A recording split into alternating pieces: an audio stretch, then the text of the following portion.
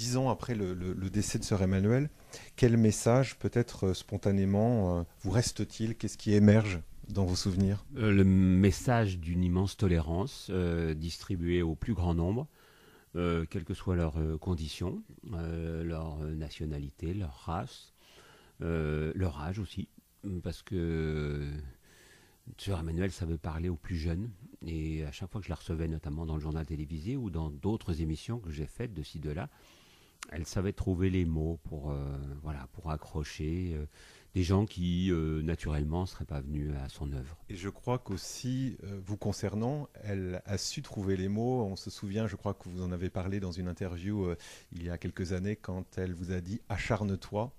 Ça voulait dire quoi, en fait? Comment vous avez traduit cette exhortation? Il se trouve que j'avais perdu ma fille Solène, c'était maintenant il y a 23 ans, qui s'était suicidée. Et on était déjà très liés avec Sœur Emmanuelle. Et à chaque fois, elle était là, à mes côtés, bon, partageant des repas familiaux ou me donnant des livres et me donnant des conseils. Et acharne-toi, c'était un des conseils. Il y avait l'idée de ma vie privée, bien sûr, de ce que j'avais vécu, de ce deuil. Mais il y avait l'idée plus générale aussi de continuer à parler au plus grand nombre, ce que je faisais tous les soirs à 20h. Et elle pensait qu'il fallait utiliser tous les moyens de communication pour justement donner envie aux gens de s'accrocher, quels que soient les handicaps dont ils pouvaient être affublés à leur naissance. Il y avait d'une certaine façon un mystère au cœur de la vie de sœur Emmanuelle, c'est ce mystère de la relation qu'elle entretenait avec Dieu. Est-ce que vous avez réussi à percer un petit peu de ce mystère? Est-ce qu'elle en disait un peu plus sur cette intimité qu'elle vivait dans la foi? D'abord, elle était très... Elle disait les choses. Elle tournait pas autour du pot, elle disait les choses. Quand on parlait tous les deux, moi je la considérais comme ma petite grand-mère de cœur, hein, d'une certaine façon, de substitution, puisque ma grand-mère n'était plus là, mes deux grand-mères n'étaient plus là. Quand on parlait de l'amour, bon, elle me disait, moi j'aime Jésus. Voilà. Bon, j'ai pas été toujours sage. Sous-entendu, j'avais eu une vie, sinon de bâton de chaise, en tout cas, une vie un peu plus débridée quand elle était jeune, bourgeoise, en Belgique. Et puis après, bon voilà, elle s'est consacrée à un homme, et cet homme s'appelait Jésus. Bon, c'était quelque chose d'assez surprenant à entendre pour quelqu'un qui ne partageait pas toutes ses convictions, mais c'était dit avec énormément de foi. Bien sûr qu'elle avait eu des doutes, y compris sur l'existence de Dieu, elle ne me les a jamais cachés, mais elle a choisi de croire, voilà. Et à partir du moment où elle a choisi, je pense que ça l'a sacrément aidée. Et est-ce qu'on peut dire qu'elle vous a transmis une partie de sa foi, ou dans le dialogue, elle était toujours respectueuse de son interlocuteur et elle cherchait pas forcément à le convertir? Me concernant, c'était pas très simple parce que moi je suis catholique, baptisé, j'ai eu ma période un peu mystique comme beaucoup pendant l'adolescence, puis c'est vrai que plus j'avançais en âge et surtout plus je perdais d'enfants. J'ai perdu 3 enfants et dans ces cas-là, vous posez beaucoup de questions sur l'utilité d'un Dieu qui laisse faire tout ça. Donc j'étais dans cette révolte qui ne m'a pas quitté, mais j'avais le désir de croire. Voilà, je reste, j'espère pouvoir croire un jour.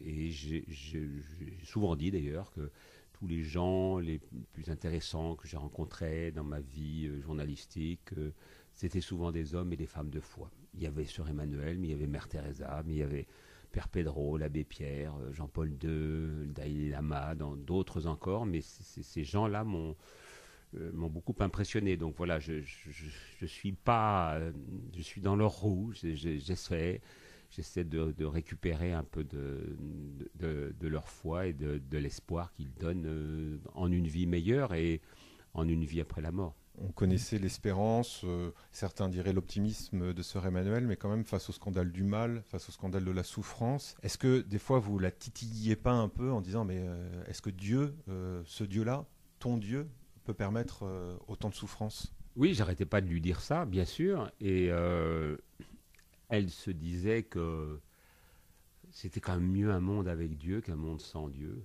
que ça serait encore pire.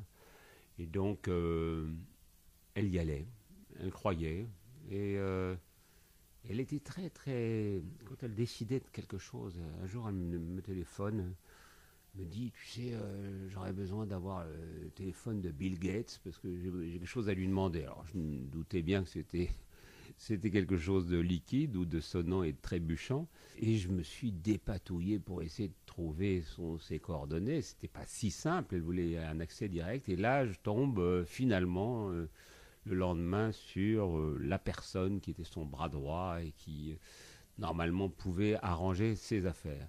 Et je retéléphone, tout content de moi, à sœur Emmanuelle.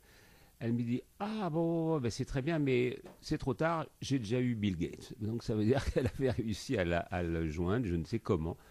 Elle était comme ça, quoi. Et donc c'est sûr que quand vous êtes face à quelqu'un d'aussi dynamique, ben, vous êtes obligé de rouler la même allure. Vous considérez d'une certaine façon que sœur Emmanuelle est un personnage de roman, et est-ce qu'elle pourrait nourrir des romans ultérieurs que vous pourriez écrire? Je ne sais pas, j'ai souvent parlé d'elle dans mes livres parce qu'elle a été très importante pour moi. Elle m'a remis la Légion d'honneur. On était juste un petit comité à la maison.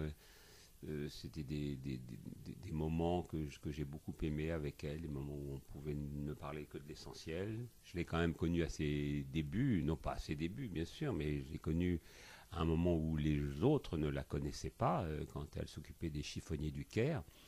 Et je l'ai vu là-bas.